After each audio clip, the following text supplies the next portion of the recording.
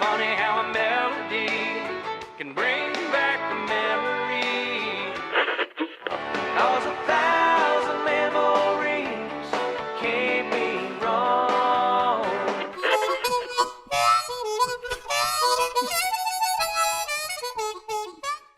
Welcome to Country Music Memories. I'm Bob Grebe. Thank you so much for stopping by. This is the first of 2 episodes with country duo Wilson Fairchild. Wil and Langdon Reid are cousins who have been playing music together for around 30 years. They've been around the industry their entire lives. That's because they are sons of 2 of the legendary Statler brothers. Wil is the son of Harold Reid, and Langdon is the son of Don Reid. In this episode, we talk about the influence their Hall of Fame fathers had on their music and how they've had to work to make a name for themselves, developing their craft as singers, songwriters, and entertainers on stage. We also talk a lot about 90s country in general, and they do indulge me a bit sitting through my theory about what killed the music industry. Please check out their music. It's in all the digital platforms and online. You can check them out at wilsonfairchild.com. And before we jump in, 2 quick notes here. 1, we refer to me working in the news business. I'm a news anchor in Virginia. I've been in broadcast journalism for 20 years, and I do morning news, so I have to get up really early. The second note is they both have a deep baritone voice, and they do a pretty good job acknowledging when each other is talking. So I hope it's not too difficult to track who's who in this conversation, and I really hope you enjoy it. Please follow the show on Twitter at Country Music Pod. Subscribe to the show wherever you get your podcasts. This thing is brand new. I need all the support I can get, and I really appreciate everyone who is supporting the show already. And I have episodes online right now. Check them out with Aaron Tippin and Billy Dean. And hit these guys up online and let them know you enjoyed the interview. Wil and Langdon Reid, thank you so much for listening. Hot mic. Coming in hot. Coming in hot, baby. Hot mic. More cowbell. Really need some more cowbell. And if in the middle, if I like having to fall asleep, that just means I'm bored. Don't mean, Don't take it personal. Right. Everybody sleeps. I'm the one who's been up since 2 a.m. Oh, that's right. That's why I didn't go into the news anchor business. Now I remember. What time you go to bed? He doesn't. I think I was like 7:30 last night. Oh, That's cool. It's very disciplined. It is very disciplined. Says you're a very responsible person, is. and I think that's wonderful. Sleep, it's overrated. I knew about your raging cold because I saw it on Twitter. Just wanted you to know. I tweeted at you all. Did you? I'm not a Twitter guy. You should. Well, I try to, and I don't know. I don't like. I check it periodically. I don't like Instagram. We have a social media person that's supposed to be checking it more, but we're not into Twitter yet. We bash to have managers, but we do have a social media girl. You Instagram as well? A little bit. I don't like that format much. Why is that? It's weird. It's not for you. You're old. I know. That's it. So why are you talking about the format? You're just old. That's it. What do you want to do with it that it's not doing? You can't zoom in on a picture. You can, but it won't stay. Right. You see what I'm saying? Yeah. That's annoying. Who thought that was a good idea? Okay, now see, I understand what you're saying, but that's not. I don't like the format. I'm old and I have bad eyesight. Yeah. I want to zoom in and I don't appreciate the format. Yes. But if you zoom in on a picture, you're just trying to see what it looks like. Yeah. You end up double tapping, and now you like Now it. you like Now it. you liked it, Right. and And you're like, oh, I didn't mean to do that. I didn't mean, honey, I Yeah. didn't mean to Yeah. like this picture. I was just zooming in. It is amazing what we've adapted to, though. That's right. Between the tapping and the swiping and the double tapping. Oh, yeah. Or you'll pick up the a link or no magazine link. and you start doing the zoom thing with your 2 fingers. You're like, Yeah. oh, that's right. I can't do that with a hard copy. Well, you have to do it now. I mean, Hard copy. That's a good 2019 word. Yeah, hard Yeah, copy. okay. Yeah. in today's music industry, regardless of the genre, you have to do social media. You have to be a part of it. It's all part of the big course. machine. Absolutely. How would you all have done? How would you have done if all this technology was around 25 years ago? So, perfect question, because that's part of our story. Is when we got our first independent record deal was pre-iTunes. That for us to actually get a record on iTunes was a big deal. Like, what this is going to be. Right. How do you do it? And how do you do it? How are you going to buy it? forums. And that's when the record companies in Nashville were all scrambling like, oh, my gosh, Apple's getting ready to take over all the money in the music industry, and we're not getting any of it. So that's when it, and so then from one bad record deal to another, at the time, Langdon and I didn't perform acoustically either. It was only, you're a band. We see everything through 70s country music. That's our binoculars, of where we came from, what we loved. So anyway, to say all that, you're right. We didn't have social media help then. There was nowhere for us to go. It was still conventional. Either you got to go to Nashville, you got to get a hit record, you got to be on FM radio, that type of thing. So it really did level the playing field with social media. That everybody has an opportunity. You can build your own audience. You can build a loyal audience. That they come back directly to you because it's your music, it's your performance, it's your joke. And that's what's working for us now, to be able to build all those audiences. The fact that you can manage it, number one, and number two, that it's free is incredible. I mean, I'm talking about social media, and that's your PR. That's your... Now, again, we laughed. We're not exactly sure how all those social media outlets work and how to capitalize the potential there on all of them. We're figuring it out, though. We are. We got a girl who does, though. That's right. I can text her, find out if I need to. Find out what this is. Yeah. Who's really good at it? George Dukas, who had some hit songs in the 90s, and now he has put out... Lipstick Promises. Lipstick Promises was his Boom. big hit. Yes. And Teardrops was another big hit for him. But in the last 6 months, he has put out, I think it's in 3 installments. It's an album. It's called Yellow Rose Motel. Okay. But it's like Volume 1, Volume 2, Volume 3. And what he's doing is he's only releasing 3 of the songs at a time. Mm-hmm. And then you get it on Spotify or you download it through iTunes or whatever. Right. And he is on social media like crazy. Mm-hmm. He interacts with every single fan. Well, I guess it's him. Oh, sure. Right? I'm sure it is. And I'd love to get him on the podcast here and ask him. I'm sure it is. is. That you, George, doing all this? Yeah. But what's smart about that, to me anyway, is you get the songs in a bite-sized amount. You don't have to download an entire album. Because, by the way, no one's listening to albums. I think CDs killed the music industry. Because you can hit shuffle, you can hit next, you can skip, you can put them into your computer and rip them as MP3s and never listen to the ones that aren't singles. Right. When we grew up, we had to listen to a record. This is huge. You're blowing my mind, Bob. Or we had but to play I think you're right. a cassette tape. Yeah, that's right. It was a big deal. And you could, all the way through the song. Auto you didn't care reverse. Right. That was a big deal. That was a big deal. Yeah. It stopped right at the beginning of the song. With It the was cassette awesome. tape. But you had a fancy one. Yes. For a cassette tape to do that. Yes. Otherwise, you were listening to an entire half of an album. Right. And then that forced the artist to put out 10 songs, 5 on each side typically, right? Right. That's it, right. But now they can just put them out as they come. It did change. So CDs not only advanced the music world, I'll tell you what else it at did. the same time. I'll tell you what else it did. Paradoxical is what it is. Don't talk like that. We're on a the podcast. microphone. Yeah. Hang on, I'm going to go on Google and type in paradoxical and see what that means. Actually, I'll if you tell you don't what use else it rubbing did. alcohol, use paradoxical. Go ahead. I think that is something. Maybe it's Polydent. Anyway. That's what he uses. I just know it foams up when you pour it on your skin. Go ahead. It allowed radio stations to have MP3s as files and put them on a hard drive and never have a DJ actually spin a record ever again. Right. How many radio stations in America today, percentage-wise, actually have a human being in that studio? That's right. Well, in the tech, or not technology, the language you just used about the technology, spin a record. DJs today don't, and millennials and the generation behind us, they don't know what that means to spin a record. Just like my kids asked me one time, how come people say dial the telephone? What does that mean? I don't, there's no dial.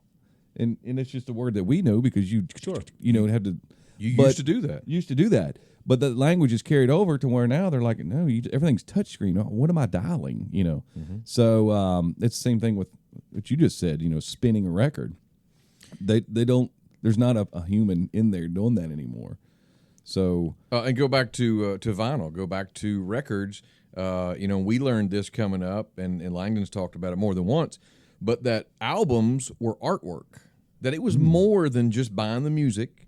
It was buying the artwork, it was buying the liner notes, and there was a whole package, right? And who wrote that on the back? There was always like another celebrity or another artist. I just read one the other day. Chris Christopherson was writing on the back of like Lynn Anderson's or somebody like that on their album, and I was reading what he had to say, and then everything. It was an entire package. It actually gave you something to look at while the record Yes. was playing. Yes, back when people had time to do that. And us being writers and growing up, caring about the lyrics, we did the same thing, whether it was an album or a CD. But I always want to know who wrote the song that I'm listening to, and what else did they write.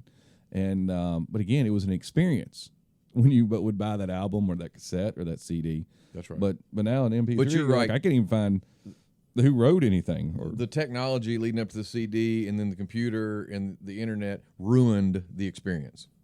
It's just that simple. wow. And it also took the money out because all you needed was one friend who had the CD. Right. And you could just pass it around to everybody. They just rip it onto their computer. And now they have a digital copy of it that sounds just as good as the CD. Yes. Whereas you couldn't do that with a record. And cassette tapes, Memorex, is it live or is it Memorex? It didn't sound that good. Right. I'm sorry, No. Memorex, it wasn't that great. No, it Maxwell, wasn't. it wasn't that great. No, it wasn't. Right. It was at the time, though. It was better than nothing. It was. I remember we went through all those phases. We bought a lot of cassette tapes. There's blank tapes at our house. Oh, yeah. Crazy. And but even when we started discovering country music before our time, when we were really little and just went back to listen to it, we bought a lot of cassette tapes of classic country stuff, again, before CDs, before the internet, before everything was in a data bank somewhere. It's fascinating. I can't even imagine childhood where I wasn't at the mercy of whatever the DJ wanted to play. I didn't ever have to wait for a song.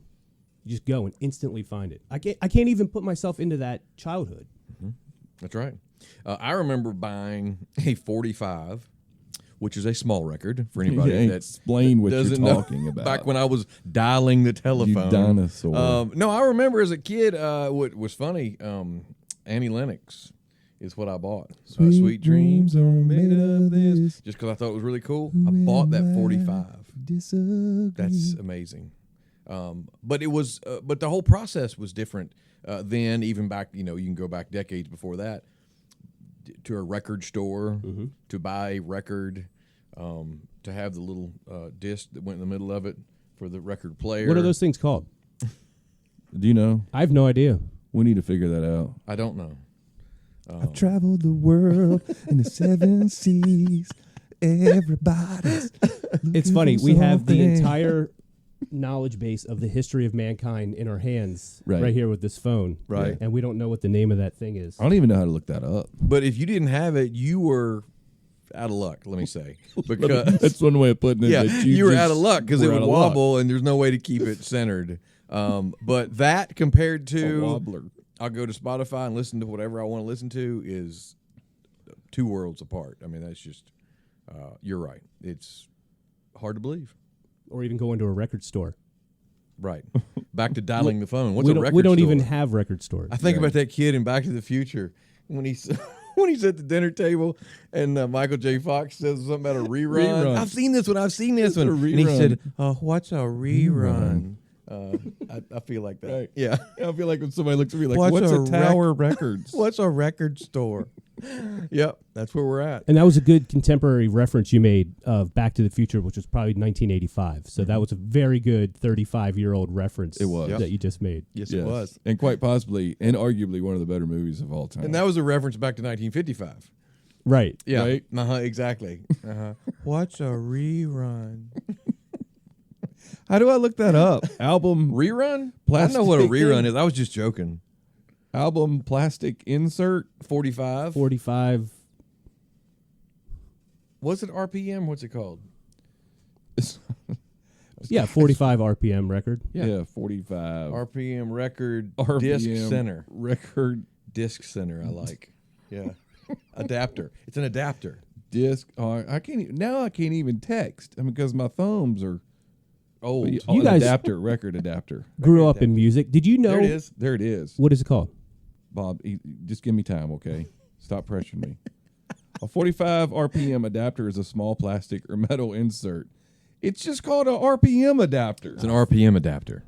Well, that's no fun. No, but I'm editing that out. I like that. It's an Yeah, RPM. there's like 35 seconds of my life I'll never It's get an back. RPM adapter. You guys grew up in music, in the industry. Do you know of anybody who's ever had a 78 record? Because, it was 33, 45, and 78. Right. Not in my life. I don't even know what it was for, other than to, I guess, produce Alvin and the Chipmunks. Right. Right. It was standard in the 50s and the 40s. Oh, was it? Yes. Okay. It was the standard before the big record. 33. 33. Yeah. Yeah. So yeah, it was, and it was actually made of a different material too. They were breakable. You've seen them in movies. Somebody would break one. They're like really hard plastic. Yeah, it's not. very easy It's to- not vinyl like a. No, it's not 33. flimsy. Huh. And what do you mean by asking us that question? You think we're that old? Yeah. Like No, we would but have friends in the 1930s or something? Yeah, Yeah, that's actually what I mean. I didn't want to be that direct. But I didn't want to be that on the Right. nose with it. right. right. Yeah. Well, you got there. This is probably a good time to introduce who you guys are. Okay. Yeah, we haven't done. We've been rolling this whole time. Oh, really? We just That's started fine. talking. Yeah. Yeah, I knew this was going to be fun. Yeah, this is one of those sessions where we're just kind of like three guys just hanging out, talking. Hey, and the mics happen to Langdon. be on. Langdon, it's not your podcast. That's Let true. him talk. Man about wants what to it is. introduce it. All right. Okay. Okay. How do you all introduce yourselves? Normally, I use my name. Not always. Okay, well, but let's start with that. sometimes. All right. Okay. Hello, everybody. I'm Wil Reid, And I'm Langdon Reid. and together and musically, we are Wilson Fairchild. That's a pretty strong introduction right there, wasn't Yeah, we sing the country music it? Yes. Right. and laugh. And how long have you been doing that? Since 1934. 1934. 80 years, 75 years, something like that. We started doing this. I can tell you one of our first gigs was a talent show at our high school that we went to, Robert E. Lee High School in Stanton, Virginia.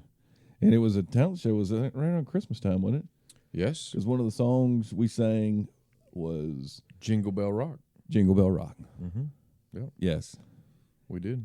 And I remember we played it in E flat, which I'm not sure why, but we learned on the guitar in E flat. And And I can Any guarantee musician- you that he played it. I didn't play it in E flat. He it's played not it. guitar friendly. But definitely, we've been doing this since our teenage years. We tell the story, and this is the truth. When I was 16, I could drive, and Langdon was 14. He wasn't driving yet. And I would go pick him up, and we'd go rehearse music as a band on Sunday evenings. That was our band time. That's when we started picking out songs that we liked and learning them and playing them. And he also would drive over to baseball practice. We were on the same baseball team. And then there was that one day when we were running late and he hadn't gotten dressed yet for baseball practice. So he let me drive over. Well, he changed in the car, but I wasn't supposed to be driving. I mean, we can't retroactively be arrested for that or anything, can we? I think it's past the term of limitation or whatever they call that. Right. Yeah. Statute of limitations. It's a statute it's of a- limitation. he was a statue, A statute of limitation. Of so limitations. Yeah, it's expired. but that really has nothing to do with your question or our music career. No. So that was the first you did? Like the first. When did you know that music was a direction you were thinking about heading? I mean, you grew up in it, so. Yes. We've always been inspired with our dads being Harold and Don Reid of the Statler Brothers. So ever since we were kids, our schedule and them recording albums, and we loved the music. You know, we could have not loved the music. You know, if we weren't supposed to be doing this, we could have said, oh my gosh, turn that stuff off. We can't stand it. But that wasn't the case. We were always intrigued with the guitars and the songwriting and the performance. And we have huge fond memories of getting to go on tour with them when we were kids in the like a weekend in August and go out and see them perform in front of thousands and thousands of people in the Midwest at a big fair. And, you know, the standing ovations and the energy of the band and the matching suits. And, you know, so, you know, we were bitten by the bug at a very early age. And it was all those things. And it wasn't just the music side of it or the entertainment that we saw. Seriously, it was how they're watching the Statler Brothers music affect and influence and impact people, and how much joy those people receive from it. And that was something that, people say, I want to get into to nursing because I want to help people, or I want to be law enforcement because I want to help. And that is so admirable. And we totally get that. That's the same thing we had to see how their music affected people. We're like, I want to have that same effect on people as well. And how messed up is that? We thought people in the entertainment business were admirable. Right. I mean, it's taken a lifetime to realize I was wrong about that. It's taken this podcast to realize how obscenely wrong we were. Your dads are legends, and I imagine they had a good experience in the industry. I imagine there were many artists who didn't have as good of an experience. They were maybe taken advantage of, didn't reach the level of stardom. I imagine when they have kids that path might be even different. I mean, you were seeing it kind of through their rose-colored glasses because they had a great run. And you know what? The other thing too, to know there is with our families, Wil and I are the youngest ones of the four original Statler kids. So when he and I came along in the mid 70s, and then growing up in the 1980s on, and watching those shows is exactly what he was talking about. We saw them when the Statler brothers were well established and they were successful. So we were not there through the paying the dues years. Right. And so we've heard, we're best friends with our dads and eat lunch with them and love going to those places and in conversation they tell the stories about the times that weren't so good and about the times that they they got worked over and looked over, and, right. All those hard times you need to go through to get a success, and but that's something we never saw firsthand, but we certainly know about it. But as you were just saying, we came along at the rosy time, so that's what we saw of their careers. Yes. If we'd have come along in 1967 when they were working with Johnny Cash, we may have said, "Well, I'm getting into something else." I don't know. I don't know. I'm just 67, saying. they'd already had a hit record by then. That's I don't true. know. Yeah, but I hear what you're saying. Yeah. All right. So your journey started 14 and 16. Mm-hmm. So where did it jump from there? So it started with a talent show at Robert E. Lee High School, Stanton, Virginia. Mm-hmm. How does it progress from there? So, with the direction of our dads and stories, you play anywhere you can play, So between Rootin' Clubs and the Lions Club show every year and Birthday parties. I think a birthday party was actually the first gig. It was. In playing, I guess, yeah. About 15 miles down the road from our hometown that, and we were a trio at the time. It was Wil, myself, and another friend of ours we went to school with, Chris Campbell, and the three of us we started out as a trio, and he played the piano, and Wil and I switched off between the bass and guitar. Talented guy. And so we learned, 8 to 10 songs, so we're ready to hit the road. That's right. We're ready to go on tour. Yeah. And so we got the call that girl was having her birthday party. And so her dad wanted us to come play for her and her friends in the garage. So you guys had a website, and his dad Googled local musicians. How did he get you? How did he book you? That's a good point, Bob. No, Yes. There was no Google. No internets. Yet. Local word. I don't know. I don't know where he had heard us. know. I don't either. But the funny thing about that family, but the great thing about that family, they're a love great it. family. They are some of our biggest fans to this day. Anywhere that we are, they come to the show and they support us. And just and one we're of those quick connections. to point out in any of the shows that they are there to say, you all need to thank this guy because He had us in his garage. right. Yeah, way back when. It was just a cool wrap up to the whole circle of our music career. So not to spend too much time on the birthday party, yes, it was anything, and Right. and that's part of the music industry is you take up every opportunity. We sang in church, we sang Christmas programs.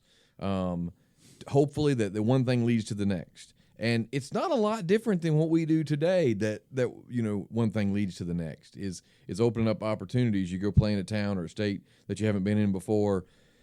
And you draw so many hundreds of people or thousands of people to that one show, and then that branches out to something else because, you need to play at the theater over in Merrimack and that type of thing. So it's still that way. But yeah, in the early days, it was just take every opportunity and get people talking to see what leads to next. And you're always questioning yourself too, like if this doesn't seem like a very good date to take, or we're definitely going to lose money if we take this. But if we don't take it, there might be somebody sitting there who can book us 10 other places. So you constantly got to have that conversation. Like, is it worth it? Do we take the chance on doing it or not doing it? Yeah, and I'm sure every artist is like this, but I can say from our early days, it takes a long time. You might learn 10 songs, but it takes a long time to build up the confidence in what you're doing. That's ridiculous, Langdon. That is not Will Coffin. That is Langdon. Not me. I'm back. If you didn't like what I was saying, you should have just told me. No, but back to my profound statement about confidence. Before I rudely interrupted. No, that's one thing that you learn songs but every time you go and play, you got to learn something about your performance, about the audience. It took years for us to build up confidence in what we were doing, how we were doing, and what works and what doesn't work. And even at that, you're always susceptible to a location or an audience or your background music or your elements. You got to adapt to your elements, and I think that makes or breaks a lot of people too, whether they're going to come back for that abuse anymore or not. So you graduated 2 years before Langdon. Yes. So what was that 2-year period like? I mean, did you think early on, like, hey, we're going to go touring and we're going to do it. We're going to do this thing. Because if you did, then you would have to wait for Langdon to finish high school, right? Yeah. So at that point in time, I had no desire to go away to college. I wanted to stay here, and I wanted to stay here for that reason. The band was here. The band was here, and that took precedent over anything else in our lives, whether it was girls, school, anything. That came first. We book a date, then we're available. Nothing got in the way of that. So it's that commitment that we always had. One of our first dates, and in that time period that he's talking about, was we worked an entire month in the month of January in an Indian casino in Minnesota. Did you mention January? Yeah. It was January. January in Minnesota for an entire month. So, we were like, we'd arrived. We got the call. We said, absolutely, we're going. That's steady work, steady money. We didn't realize how much blackjack we were going to play. Right. But they paid for it. They paid for us to play blackjack, right? That's, yeah. But no, so we've always had that commitment, and you have to, you have to go for it 110%. But speaking of those 2 years, I was still here. Langdon was in school. I don't really remember it being a really big deal because we were friends and playing music and all that. The only thing that was different in Langdon's life, Langdon was an excellent baseball player, like big time left-handed pitcher baseball player. And, I know he did soul searching over whether he was going to pursue that or pursue music, and he might regret it that he didn't go play baseball. But I'll talk to you after the podcast. But yeah, we can talk about it later. Yeah. Right. I'll wait till Will leave. But no therapy session. Yeah. No, he was big time, like like scouts and things like that. But it always came back to the music for us. Yeah, and always about what makes you happy and what you're going to see yourself being happy doing, and it's always been music. So, when you start, what year is this? Like late 80s, early 90s? When is that? This is early 90s, 93. Yeah. Mm-hmm. All right, I graduated high school in 93. Okay. So, musically, the industry has changed at that point. 93, country music is pretty well established as a mainstream thing now. Yeah. I mean, the class of 89. The class of 89 had 4 years to put out 4 albums each. Right. Yes. And they were killing it. Yes. Yes. So yeah, I had now everybody wants to do what you're doing. Mm-hmm. Everybody wants to go to Nashville and make it. Mm-hmm. Yes. What's that machine like? Like, how do you make your mark? Well, again, it's back to taking advantage of every opportunity. And as I think we said earlier on, that it wasn't just about playing guitars, it wasn't just about singing, it wasn't just about performing. It was also about songwriting. We used everything that we had learned from our dads and that had seen them be successful at. And so we thought, well, if you're going to go to Nashville, we need to go and start learning how to write. And I guess by '93, we'd both done some writing on our own as well as together, and had some success there as well. We had some cuts, and again, it's we've told this before. We won't spend too much time with it, but with our dads being the amazing writers that they are, when we would finish a song and take it to them, there was nothing nice about their review. I mean, they were honest. Honest, exactly. Yes. Mm-hmm. So I mean, if lines need to be worked out or meter or anything else, they were going to tell us, and they'd be doing us a disservice if they didn't. So it's not just like, hey, Daddy, look, I wrote a song, isn't it cute? And he pats you on your back and says, that's great. Go get a Slurpee. I love it. That's not the way it was at all. It was sharpen your pencil and make it better. And you got a good idea, but you can make it better. Thank goodness we had that kind of instruction and that honesty. And so, sitting here, years later with over 30 cuts of our own in different fields of songwriting, we're very thankful for that. But that was another way to part of the machine by going to Nashville. Right. So let's go down and start teaming up with other writers and co-writing and figuring out that part of the machine as well. To use the sports analogy, it's like being a coach's son. Yes. They can take it. They can take the criticism. Yes. Yeah. Oh, it was we were blessed to have that education, but at the same time, you'd walk into an office and it could be just as much of a curse. And I don't mean to say that harshly. No. But it's the truth. People look at it and be like, well, why are you here? Why, if y'all are as good as you want me to believe that you are, then why aren't the Statler brothers? Why are you not working with them? Why are they not? Well, we try to keep business separate, but they were supportive, but they didn't want to play daddy ball. That's not what it's about. There were no coattail riding going on here. Right. So to be brutally honest, exactly what Langdon's talking about, this is a big part of our story. So we did not want to be accused of riding coattails. So we did. Langdon and I, just the two of us, would go to Nashville. We spent lots of money, lots of hours, lots of time there. We would write these songs, and what was confusing to us was if our dads, future Hall of Famers at that point, approved of a song that we wrote and said it was really good, we knew it was good. Mm-hmm. We didn't need anybody else's approval. Right. But then we would pick those songs up in Virginia and take them to Nashville, sit down with a publishing company trying to get a publishing deal, sit down with a song plugger that pitches songs to artists, and then they would tear them apart. We'd go to their office and they'd say, yeah, it's okay, guys, but that second verse. It's a novelty song. Nobody's cutting novelty songs. Do you have anything else? We did this over and over and over again. So the whole time, me and Langdon are trying to do the right thing, trying to build our own career, trying to make our own name for ourselves. But we would run into that. We would run into what he just said. Y'all are sons of the Statler brothers. What are y'all doing here? Mm-hmm. Why come to us? Go to them. And it's like, well, that's not what we're doing. We ran into a lot of that. And some of it took us years to understand. It took us years to embrace. Could we be bitter about that? We could be, but we never have been. This is driving me crazy. This story is making me angry because I'm thinking of the time period and the music that was being put out. Mm-hmm. There were so many formulaic songs. By the first verse, you already know how the song's going to end. Mm-hmm.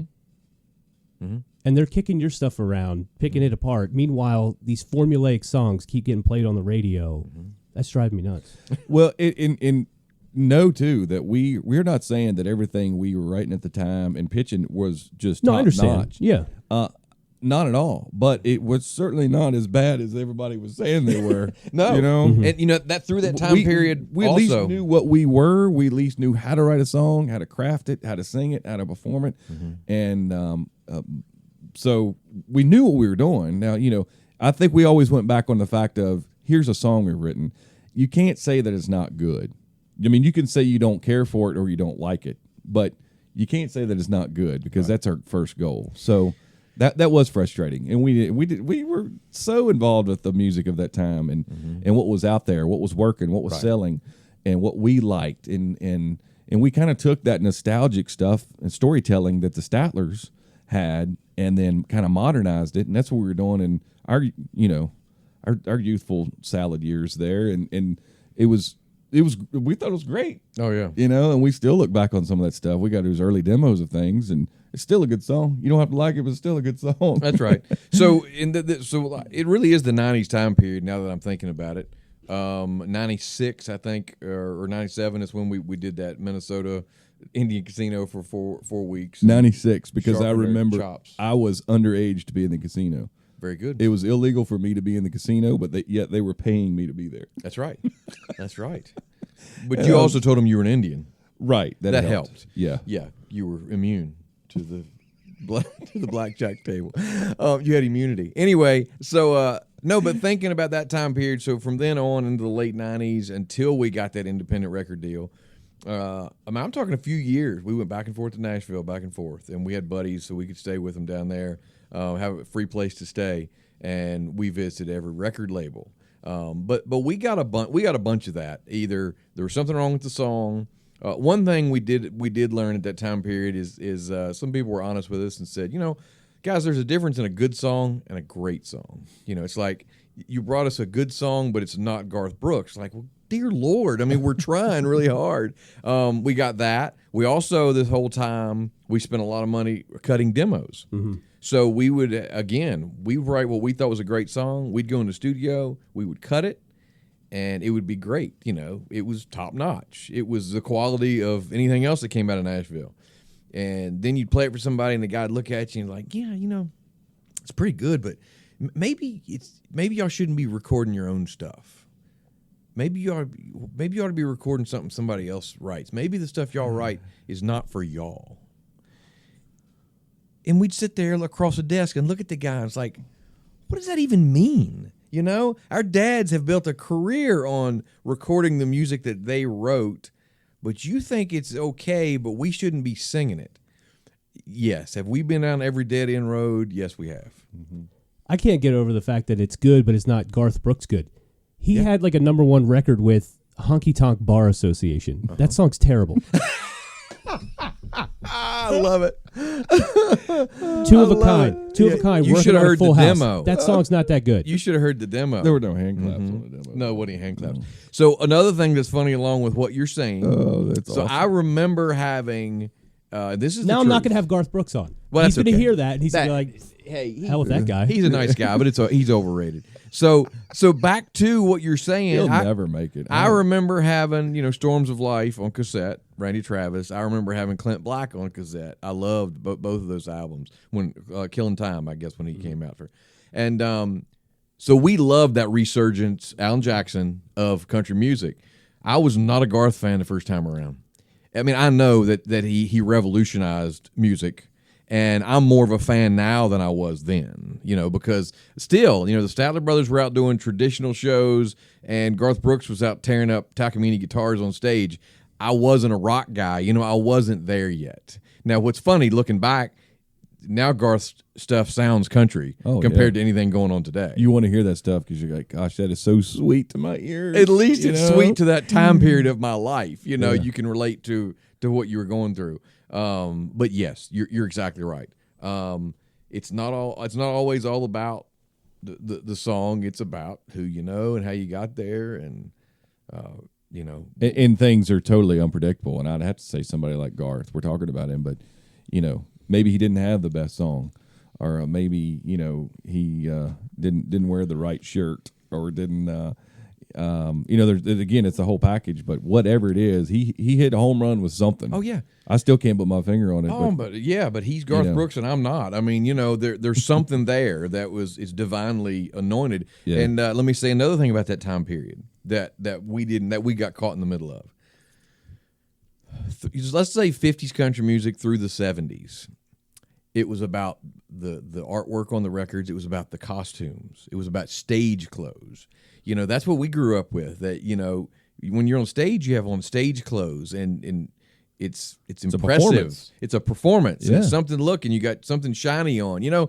And we always envisioned that. When in our early days, we'd have, jackets made that were matching jackets, Western looking jackets, because it was important to us. Well, then Garth Brooks comes along and he goes for the angle, which worked, that I'm going to wear shirts that I bought from Shepler's like the guy in the audience. So relate to the audience. So now I wear my jeans and my Western shirt on stage, and at the time I didn't approve. I was like, And then Kenny Chesney took it a step farther and was like, I'm gonna wear the tank top I bought at Old Navy to relate to the guy in the parking lot. Exactly. As not we speak, knocking him, but it worked. as we speak, there is somebody, a clothing stylist for Kenny Chesney, who is going through a vintage store right now looking for a concert T-shirt from the 1970s or the 1980s, in size small, so that he could cut the sleeves off and mail it to Kenny so that he could wear it. That's right. There you go. There's somebody doing that. That's right.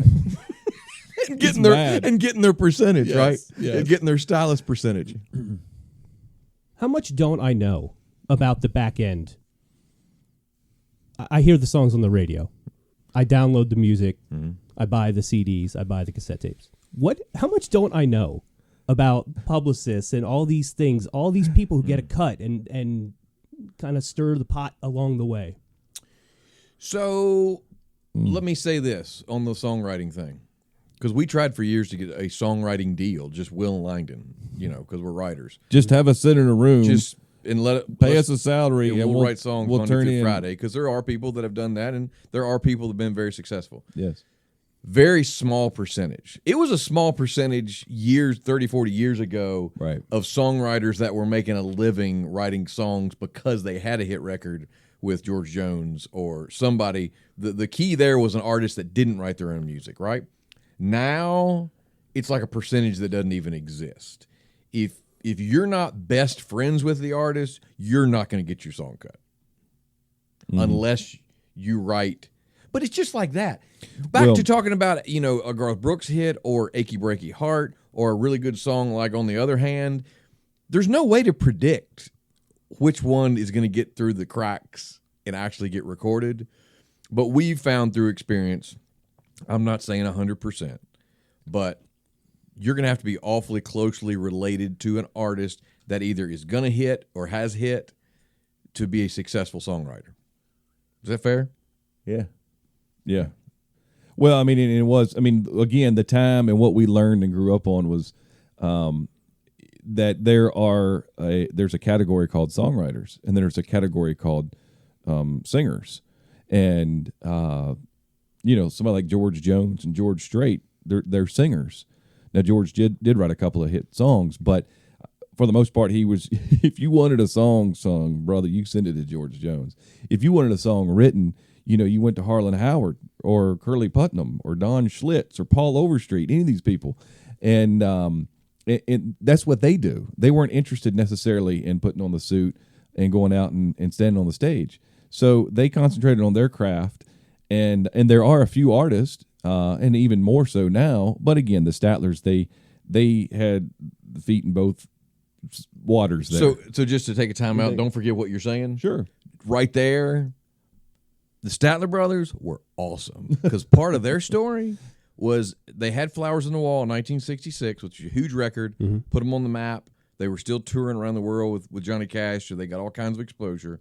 But not until 1970, when they happened to go talk to Jerry Kennedy at Mercury Records, the right guy, the right personality, and say, listen, we want to do something. And he says, hey, I'd love to have you on the label, but I ain't got time to look for material for you. Y'all have to come up with your own material. And they all but laughed and said, that is not a problem. We got our own material. That set in motion the rest of their career. Wow. And that did not happen to everybody. Yeah. And that worked for them, obviously. Back to they could manage their own affairs. Yes. And it wasn't like every, they still recorded other people's songs. Oh, yeah. And they still respected the song, no matter what it was, whether they wrote it or not. Now, with somebody like them who came along and pioneered what they did in country music, they set the bar for, and they set their own niche of their classic Americana nostalgic storytelling. They created such a niche that everybody across genres wanted to be them, right, but didn't know exactly how to do it. You know? But somebody like Tom T. Hall, who was a songwriter, well. He shouldn't probably be singing. I'm just saying. He's in the Hall of Fame, God bless him. Absolutely. I'm not taking his medal away. I'm just saying There's George Jones, who's a singer, and there's Tom T. Hall, who's not a singer, songwriter. Right, exactly. I got it. But you just poured a beer on top of his head. That's what you just did. I did. I don't even drink, and I did it. You took the beer right out of his hand because he loves beer, Right. and he literally just poured it right on his Right. head. Yeah, exactly. How dare you? Yeah, Wow. how dare you? Man. All right, so in it my happens. business, we were talking about this before we started. There are, people have agents, and that helps some reporters and anchors get their foot in the door somewhere. At least their demo tape, their demo reel gets in front of a news director. Right. That otherwise they wouldn't have. Doesn't mean they're going to get the job. Mm-hmm. In country music, what's the progression? Like, how do you have to have an agent? Do you have a manager? Do you how does all this work? Well, So, there's yes. nothing. There's no constitution there that you have to abide by. No, but what's the I norm? imagine everybody's different, right? I mean, Yeah. like Yes. Justin Bieber was discovered by Usher on YouTube. Okay. That doesn't. I mean, that's a once in a lifetime Right. thing that happened. And Yes. Taylor Swift, what she did with promoting herself through social media, that's Right. a once in a lifetime. And there was also the novelty. Right. I mean, there were other teenage girls before her, Right. Viola McCann, and right. Right. But Billy Gilman. yeah, So why can't I think of? I don't know. Lola McCann and Billy Gilman. I'm trying to have a hard Girls, time that's what. thinking of what I should say next. What? I'm trying. Get back on track, Bob. Hey, you said something a minute ago. You messed up what you said. I couldn't think of Leanne Rhymes, by the way. He was gonna- The name I was sitting here struggling. Yeah, got it. I was struggling for You Leanne said the Rhymes. word. You were going to say exploded, and you mixed that with exposure, and you said exposure. What an awesome word! Explosure. Yes. I hope it's The not a Statler .com brothers because had I'm getting explosion. it. An I'm like, explosion. that what? That's huge. I can't believe I created that. I feel strange. Explosion. Get a copyright on that. I will. Explosure. I want a patent. So there's not just a common path that people take, No. or Nobody's preferred path, an easier Nobody. lane to get into the only 100%. the HOV lane to get to the front. Right. That's guaranteed to put you up there before others. No. There is not. I guarantee you, there is a manager, an agent, a booking agency, a record label, everybody that likes to have a percentage after you do something for yourself that's really successful. Hey, we did this 10 years ago. We cut some more demos. We actually did them with a renowned producer, a successful producer. And it was still the same game of, hey, we cut these 2 songs, go to a record label, and you know what they would do? Sit at the desk and say, all right, what's your name on Facebook? Pull it up to see how many likes you have on Facebook. It wasn't about the music. And we'd say, oh, do Did you you like listen the to it? song? Do you like what we were? Yeah. So, how many friends do y'all How have? many followers do you have? Are you all on, Instagram yet, or in which? I'm not kidding. Seriously. So it was bad enough 10 years ago. You can imagine how bad it is now. But it goes back to what can you do for yourself to a level that they'll even consider talking to you. So no, it's not like it seems. And that's Like, how much the game has changed. yeah, technology changed the artists, that they made artists out of, hey, let's pick on Taylor Swift. I don't mind. She's not country anymore, so. Yeah, she I totally understand why she became who she is, but without technology, she wouldn't have been able to pull it off. Everybody says that she can't carry a tune in a bucket hardly by herself. I mean, that might be a little harsh. I don't know. I don't know her personally, but without technology and be able to tune vocals, that type of thing, Right. no time. She's no Tammy Wynette. Is what I'm saying. There's no Right. way. So that changed everything forever. But back to what you were asking about managers, we've been down that road. We did it. We thought we needed a manager. We was like, well, that's what we're missing. We need a manager so that he can take us to a record label, he can get us a booking deal, and he can, that's connected. And we did it several times, and every one of them was a dead end road. And they lead you on, and they like your demo, they like your songwriting, but they can't do anything Unless you until do it. something happens. And most usually that something is something that the artist does Yeah. for themselves. And then the agent or the manager or whomever is going to jump in and be like, "Yeah, hey sir, I got you going now, strong, don't we?" And you're like, "Well, I don't think so, but I can't be for sure. Mm-hmm. So, but let me say this, and because I don't want it to sound like it's Wilson Fairchild that's complaining. We've learned from the greatest, from the best, and I'm talking about not just the Statler brothers. I'm talking about your George Joneses. We just did a show with Leroy Van Dyke here a few weeks ago. God bless him. He's going to be 90 years old. He's still out there singing, and he sings really good. And he'll tell you, one hit got him in the business, and the other hit kept him in the business 50-some years later. Wow. It's really amazing. He's a real deal. But what I'm telling is, when you talk to those guys that have seen it all, the story is the same. No matter what you do for yourself in the music business, somebody will say, yeah, well, you've had a hit, but when's the next hit coming out? Well, yeah, you've had 2 hits, but what's coming next? It never changes. I guess it's just business, I guess. Yeah. But it goes back to, the old adage of, somebody spends all their time trying to get a record deal, and as soon as they get one, they spend the rest of their time trying to get out of it. And it used to be welcome to the music business. And record deals over the years, back to the inception, were all in favor of the record company from the get go.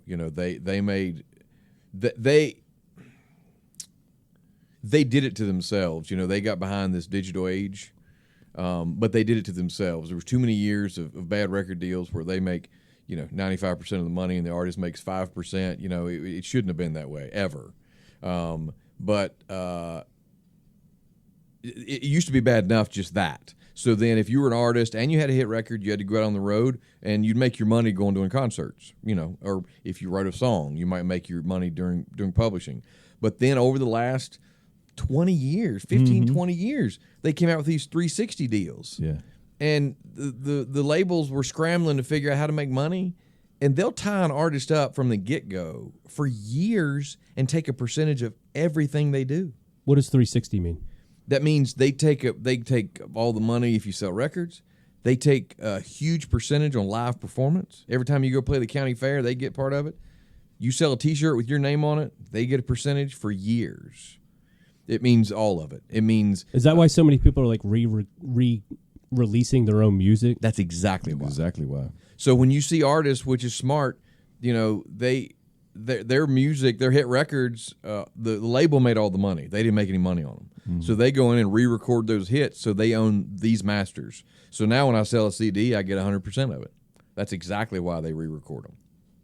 Yeah, so you'll go look up a classic song, and you're like, wait a minute, this is not the original. Right. Mm-hmm. This was recorded, 4 years ago. Mm-hmm. And that's why. Can I ask you something? That drives me nuts when I'm on like Amazon Prime Music or something, because I have an Amazon account. Yeah. And the band puts out, not the band, a band. Right. Although the band may have done it. No, I don't think they did. A group puts out. What about the average white band? They may have. They probably did. They could have. Maybe. They put out a re-release of their own song. Now, I don't know about you. Usually, the second time around, you get it right. Why do all of these re-releases sound worse than the original? And it's a great question. I'm going to just say it out loud. Say it out loud, Bob. Say it out loud, Bob. It's an open forum. Let that bird fly, buddy. I love Tracy Bird. Okay. He redid Watermelon Crawl. Okay. I can play it for you. It's not good. Right. So. I don't know. I don't know how. I've done thousands of news reports. Mm-hmm. I promise you, if I had a chance to do one over again, it would be better than the original. Than the first one. Why are all these songs worse than the original? How can you do that? How can they not hear it? How could they, 10 years down the road, go, you know what, I wish I would have done it this way. Right. And then do it that way. Mm-hmm. Why aren't they doing it? Right. So that's I'm going to flip this desk over. Man. It's a great question. I agree 100% because I've heard it over and over again, and I've got. Doesn't it drive you crazy? I've gotten burned so many times by buying this the wrong hits. version. Yeah. And it's like, but if the tempo's not the same or the guitar break, I tell you, one of the best I've ever heard. Our buddy is Gene Watson, who we dearly love. So he went in the studio a few years ago and recut his hits with a guy that loves 70s country music as much as we do. I know. Yeah, Dirk. Dirk Johnson? Yeah. And That is one of the best I've ever heard, and they really, remakes, yeah. Oh my God, they spent a lot of time to make them sound like the original. Yes. Because the other problem you have, Don't you have to change it a little bit? Like, well, that's just it. You make a good point. You could change it, but the other problem you have dealing with my ear, when I hear it and I know it's not the original, it drives me crazy. Right. I'm It's like, you better do something The fantastic. tempo's off or the 'cause- guitar break wasn't right. It's Yes. like I don't want to hear it because it doesn't sound like what I want to hear. They did one of the best jobs with Gene Watson hits, and they are really good, and they really sound like the originals. But I'm with you. I'll tell you another reason that some of them suffer so much. When it's on their dime, they're not paying for the studio time. They don't want to pay for the producer That's and right. the mixer and all that. all they're worried about is how much can they make on it. Yep. That's why it's not any good. I'm glad we The settled almighty that. dollar. Tracy Bird, I want you to come on this podcast. We are making so many enemies here today, aren't we? Garth is not coming. Tracy No. or Tracy Bird might not Tracy come. Bird won't come. Tom and T. Hall's not Tom coming. T. Hall No. still is dripping with beer poured I on his know, head, I and know. Taylor Swift Probably Right. not. definitely not. Yeah, No. that's okay. And the average white band, I don't know. They'll yeah, No, or the band, right. All right, so let's go back to the mid-'90s. There were guys who got that winning lottery ticket. I'm just going to throw out a name, David Kirsch. okay. Good Night, Sweetheart, Mm-hmm. and Another You, which was written by Brad Paisley. Right. Now, I personally think Another You is a fantastic song, and I think David Kirsch did a great job with it. And I think if Brad Paisley wanted to, he could re-release it because he wrote it, Right. and it would be a smash number one, not even close. It would be one for a month. Then he's gone. He has 2 hit songs, which is more than most people, and he is gone. Like, where do these guys go? Was the industry just looking to churn through? Like, if you didn't sell X number of records or CDs Yes. at the time, Hey, there's a lot of them at the like a Paul Brandt. right? How about an Andy Yeah. Griggs? Mm-hmm. Some of those that they. Are you laughing at me? Are these people- I'm laughing at Yeah. this competition that Yeah. he's good at bringing them up, and you're determined you're going to bring up. Oh no, more. I'm just saying he That- got me By inspired. the way, I mean, thinking there's about no that. way I could have brought up Paul Brandt, but that is No, so I'm glad funny. you did. But also, Andy Griggs specifically, when I talked to Aaron Tippin, he brought up Andy Griggs because I Yeah. asked him the question, who My God. who didn't make it that should have? Mhm. And he said Andy Griggs. He said he made it but shouldn't have. No, Or no. The other way. Did I say that wrong? Yeah. No. What I meant was He didn't make it. didn't and he make should it but have. should have. Did I, I say got it? you. I've been up since 2:00 in It's the all morning. good. No, it's man. okay. He should have had a career, is what you're saying. Yeah. He should have had more than like 2 hits, Right. 1 CD. I agree. So I agree there- with that. So there you go. And in some ways, that's what Langdon and I have said. I'm glad we never had a hit Michael record. Peterson. and I'm got just going left- to throw out another name just Right, for the good. hell That of was it. good. And yeah. it's a heck of a song. Love, steal, cheat, lie. And he had Mike another Reed. one. Mike Reed. There's a songwriter though. Yeah, but he had a record. He did. Yeah. He had more Ronnie Millsap hits than his own hits though. Well, exactly. Yeah, but he had his day. And he was a football player. Yeah, he was. He was a Where very is big guy. Robert Ellis Oral right now? Right, Do you where is guys he? have his phone number? Don't. Let me see. Let me see. Robert. If you no. do, Okay. I'm going to yell, boom. It was over just like that. Really? Yeah. Robert Ellis Oral. I'm gonna look. I You're bought, gonna- I you're bought gonna- that whole cassette tape I mean, because hey, listen. there was no Bob. 45 for boom. It was over wish just y'all like could that. see Hey, Bob the actual- pointing at hey, us. hey, the cassette tape, the name of the album is Flying Colors. There's not another good song on that entire thing. There's 10 songs. So- 9 of them suck. Boom, it was over just like that. So, was Bob- awesome. Oh my Hey, Bob, gosh. let's just bring it back down. Is he pointing And at I want us you to with- I wish you guys could understand. see the levels. They just So Boom! no. So Bob, It's over. I know that you understand that we appreciate your knowledge of 90s country music. you called me a nerd. But you're going to have to explain it to people. We did. Because you're talking about stuff that nobody knows what you're talking about. Andy Griggs If you were knows on what he's Twitter, talking about. if you were on Twitter and you looked up the hashtag 90s country, you would be amazed. Okay. I feel like I'm Uncle Jesse pointing I at know, you man. guys. I and don't open know to about the Dukes of pointing Hazzard. favor. I- I right. don't know. I don't know about the pointing finger. I'm not sure what Wow. happened. Just everybody breathe. So, Why didn't these guys make it? Why weren't they bigger stars? Decaf. So, Bob. but we answered the question, and I think you did too. That's how much power that the record industry had when they dropped them after 2 hits. You would think, I've made it. You would think, I got a bus, I'm going on the road, I got all these dates. The label turns their back on them. Then they can't get a deal in town. They can't go to any other label and get a deal because there has been. They had 2 records.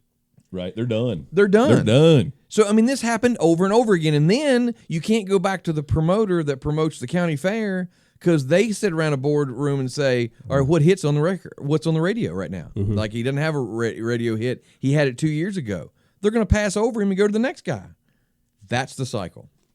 How did country, I'm putting up air quotes, country radio, how did all that factor in? Were they just getting a list from record labels, like these are the songs we want you to play? I feel like there's too much power in the program director had the all mythical the power. DJs deciding what they want to play, or the program director. Yeah. It just seems too convenient. Well, Like, it was. I feel like I'm and- naive to think that every single radio group had a program director that was sitting around deciding, okay, I'm going to play this song and I'm going to follow it up with this. Right. I feel like that's naive. I mean, money has to enter in somewhere there. Somebody. It was always that way, and it still is with the big FM stations. That's something else that we bit Did in you say our the FM stations? the FM stations. Okay, got you. All right. Yeah, Okay. isn't that what that is? That is, yeah. Yeah. What was funny about No, that? nothing at all. Go ahead. I missed something. With the big FM stations. Yes. As opposed to the AM stations that Right, go no. dark at dark. Right. Yeah. Then you're listening to Cincinnati Reds baseball from Right. 1,000 miles away Exactly. When it finally gets clear. because they have 50,000 watts. Right. So no, it's ironic, back to the WSM thing, who was the Tower of the South, that reached a lot of people in a day and age that they had a lot of power, just like when the network TVs used to have power, reaching a lot of people at one time. But the FM thing bit us also all these years, trying to do demos, trying to get on the radio station. And then it became that they weren't independent stations anymore. They were being bought up by these corporations. So then, the one company owned so many, and there was no getting in that door at all. They would only deal with major labels. So even if you had, just like Jason Aldean was an exception to that rule with Broken Bow, they were an independent label that, however, got out of the chute and were able to establish themselves. But The that's mainstream like, artist. yeah, but that's like one example out of He's the only one you can think of. thousands. Yeah. So yeah, all that's tied up. It always has been. Why do the artists continue to do it this way? Well, we don't know how to do anything else. Yeah. That's why they're trying these other 360 deals or independent But- or grassroots approach. And Back to social media, that's what's made the difference. So we did that also back in the day when we had that record deal. We went out and tried to do a grassroots radio promotion. We traveled around state to state. I wish you could have seen some of the stations that we went to in a trailer. And we did it to get the record out there, to get the word out there. And we should have been home sucking our thumb because it didn't make any difference at all. Mm-hmm. Yeah. Yeah. that was doing good too, bro. It's hard, Bob. The music business is hard. I will say that. Yeah. It's hard. I work in TV news. It's the same. See? I served 3.5 years in Bluefield, West Virginia. That's a prison sentence, is what that is. There you go. A lot of correlations. Yeah. A lot of correlations Yeah. in that business and the music business. That was a lot of fun. I appreciate Langdon and I appreciate Wil taking their time to chat with me, and I appreciate you listening. In the second part of this interview, we get a little crazy. And by the way, I don't want anybody to get the wrong impression of my thoughts of Bluefield, West Virginia. I had wonderful neighbors in Bluefield. I made some great friends there, and the folks of the Bluefield community could not have treated me better. It's the TV station I worked for. That was a prison sentence. Plenty of stories coming out in part 2, including my story about asking Faith Hill to go to the prom with me. Like, rate, subscribe to the show. And again, thank you so much for listening. I'm going to leave you now with my favorite Wilson Fairchild song. It's a Statler Brothers classic, and it's off their album, Songs Our Dads Wrote. When you're lying there in bed, late at night, all alone, with nothing on but the radio, listening to the Midnight Man, taking telephone requests, playing songs that you and I used to know. Do you ever think of me and all the nights that we wasted and can't get back again? But if we ever do, honey, I promise you I'll even love you better than I did then.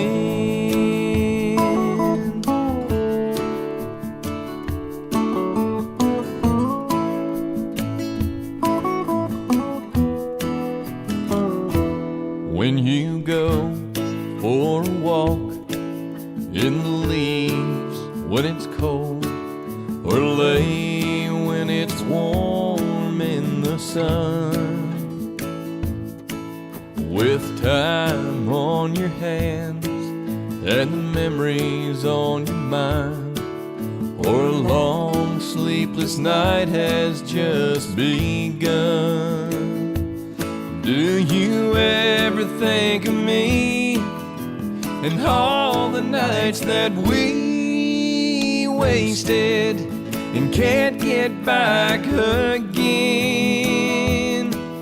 But if we ever do, honey, I promise you I'll even love you better than I did then. I'll even love you better than I did then. I'll even love you better than I did then.